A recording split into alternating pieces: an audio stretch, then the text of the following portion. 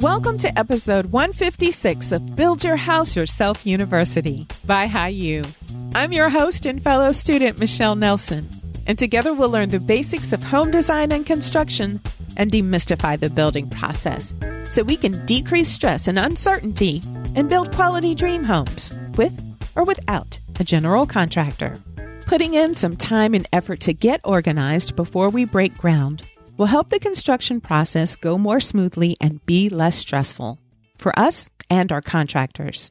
It's important to get information out of our heads and out of our numerous piles of magazines and papers and off of scattered sticky notes, and instead organize all our design and construction information into an easy-to-use system.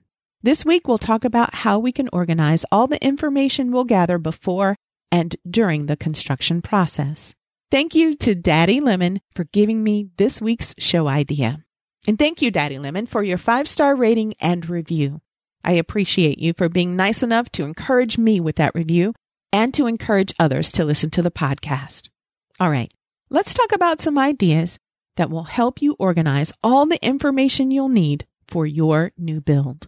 The 3 main systems that are usually used for this type of organization are, number 1, large 3-ring binders with tab dividers labeled for different sections of the house. Get the largest binders you can find because there is a ton of information to be filed. Number 2, filing systems such as an accordion file or a box filing system, again, with tabbed labeled dividers. And third, digital systems such as Excel spreadsheets, Google Drive, or note-taking systems such as SpringPad, Trello, or Evernote that you can access from your computer and smartphone. Now, you have to be honest with yourself in deciding what system is best for you. If you're like me and not very technologically savvy and you're most comfortable with paper and pen, trying to learn a digital organizational system is probably not the best idea, at least not for a project as large as building a house. The sheer amount of information that needs to be organized is overwhelming in and of itself. And adding in the potential overwhelm that can come from learning a new technology might be way too stressful. All right. Now, after you've decided what type of organizational system you want to use, what do you do next?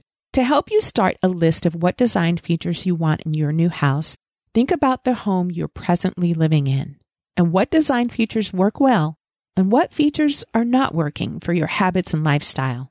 Include those elements that you love in your new house and think about how you can improve your least favorite elements. Walk through each room of your current home, either physically or mentally, and make a list of things to keep and a list of things to change. You can also start by saving pictures from magazines, Pinterest, and House, and keep them organized by room from the very beginning. You can organize your notes and photos in a way that makes sense for you. But one of the most effective and most popular ways is to create a separate section for each room of the house. You'll also need a separate section for the major categories of the construction process. For example, you'd want separate sections for each living space, each bedroom and bathroom, the kitchen, laundry room, mudroom, garage, etc.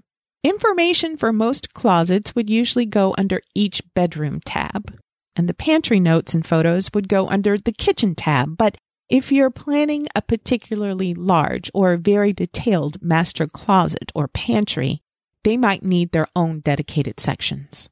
Each room section of the organizational system should have a room finish schedule. A room finish schedule communicates to the builder and subcontractors exactly what finishes you want for the flooring, ceiling, and each wall of each room. The schedule should also include details about paint colors, tile selection, trim and molding, doors, etc. I suggest writing things down as bullet points that you and your contractors can read quickly and easily. Be as specific and detailed as you can about finishes and fixtures that will be included in each room, including colors, brands, model numbers, and sizes. You can also specify installation and application instructions for each room. Whether you want things installed according to the manufacturer's instructions or according to your specific instructions. To be extra clear about what you want included in each room and where you want to put certain elements, you can give your contractors a diagrammatic reference. Take the PDF file of your house plan and enlarge each room so that it fills an 8.5 by 11 sheet of paper. Using different ink colors and sticky tabs, mark where you want certain items, such as lights, outlets, and vents, and put a number by each outlet that you mark to indicate whether you want 2 or 4 sockets in each outlet or more. Mark the placement of everything you can think of. You can even include furniture diagrams to scale that will help you recognize the best placement for vents and electrical outlets. In each room section of your digital or written organizational binder or file, add inspirational photos alongside your bullet list and marked up floor plan. Narrow down your inspirational photos from magazines, Pinterest, House, or other resources, and file a few of your favorites in the appropriate sections of the binder. If you're using a written physical binder, slip copies of photos in slotted file sheets or clear plastic covers. In addition to having a tab for each room in the house, you can include all or some of the following tabbed sections. Number 1, house plans and specifications. Number 2, building permits. Number 3, construction schedule. Number 4, a master to-do list. Set up a master to-do list outlining tasks that you must complete each week and things that are supposed to be completed by your contractors. You might establish a separate page for each month of construction and then list the tasks that must be complete for each week of that month. Number 5, a tentative budget. I'll have an example of a one-page quick reference budget in the show notes at BYHYU.com. It can serve as a template for this budget section. Number 6, each contractor's signed contract and copies of their license and liability and workers' comp insurance.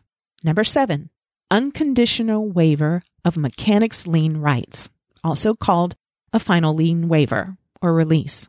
Remember this form? It frees the homeowner from the responsibility of making future payments or from having to pay the contractor's unpaid bills.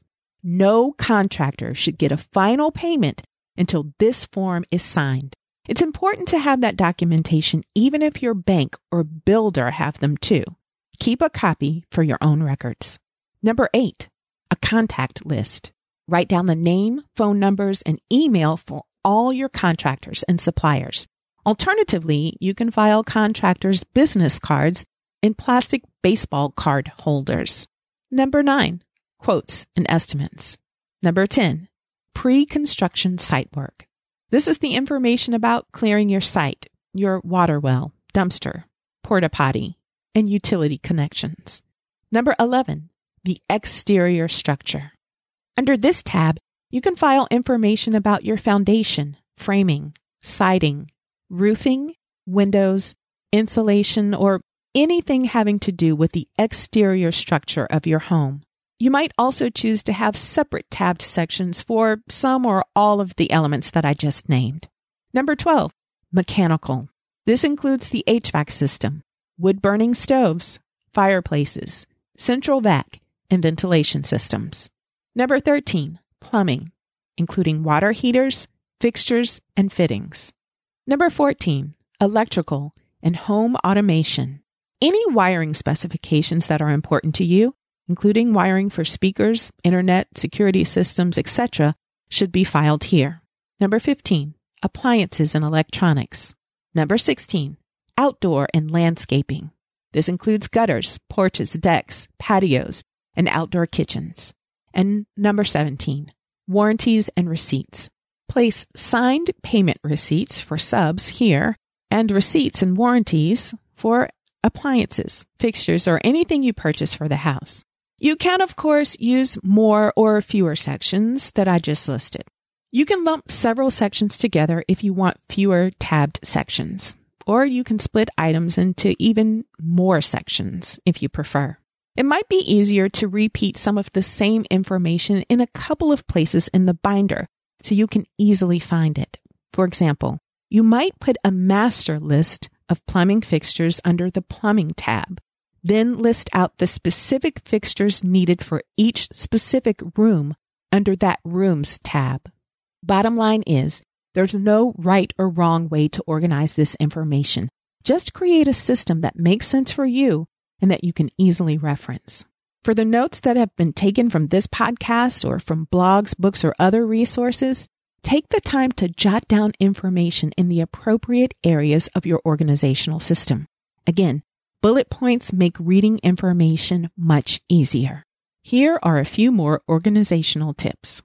Take notes on all phone conversations, meetings, and job site walkthroughs that you have with contractors, and file those notes in the appropriate section. This is especially important if changes are being made. Take photos of your home at all phases of construction and file representative photos in the binder. Pictures of the framing, plumbing, HVAC, and electrical components that will be hidden when the drywall goes up can be a great resource for contractors during construction and for you once your house is complete. Select materials, fixtures, and appliances sooner rather than later. Using an organizational system like this means making selections well before they're needed. You usually can't make them too soon. That doesn't mean that you have to order your selections, but you should be ready to order them when the time comes. If you're going with a written binder, you'll need more than one.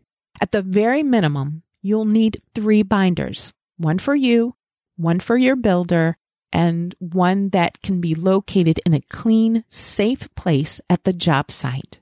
The job site binder can be used as a guide for subcontractors as they're doing their work. Use clear plastic protectors to keep the individual pieces of paper safe from wet job site conditions. You might prefer to mix and match organizational systems. Maybe you'll have a digital file that you can access from your phone, plus a file box or binder that you can give to your builder and subs. If you're not using a digital system that will always be with you on your smartphone, keep your binder or accordion file in your car at all times. That way, if you take an unplanned trip to a store or supply warehouse, you'll be prepared to make an informed decision about what furniture, appliances, and fixtures will work for your house. With your binder always at your side, you'll have your house plans with measurements and information about what you need to buy and what you've already purchased. And that way you can decide whether what you find in the store, maybe on sale, will work for the rest of your decor.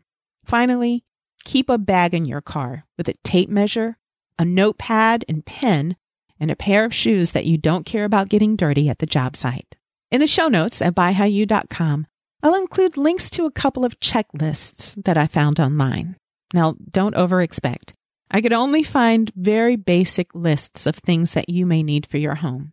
These checklists may be incomplete for a lot of you, so add to them or take away as needed. It may seem tedious to file all this information, but the goal is to keep the vast amount of data needed to build a house in an easy-to-find place. When problems or questions arise, you can quickly go to your digital or written files and find the answer. That's all I have for you this week. I hope this episode helps you make your life and build easier. And I hope you'll join me again next time for another episode of Build Your House Yourself University. BYHYU. Please remember that the purpose of this podcast is simply to educate and inform. It's not a substitute for professional advice. The information that you hear is based only on the opinions, research, and experiences of my guests and myself. That information might be incomplete, it's subject to change, and it may not apply to your project. In addition, building codes and requirements vary from region to region, so always consult a professional about specific recommendations for your home.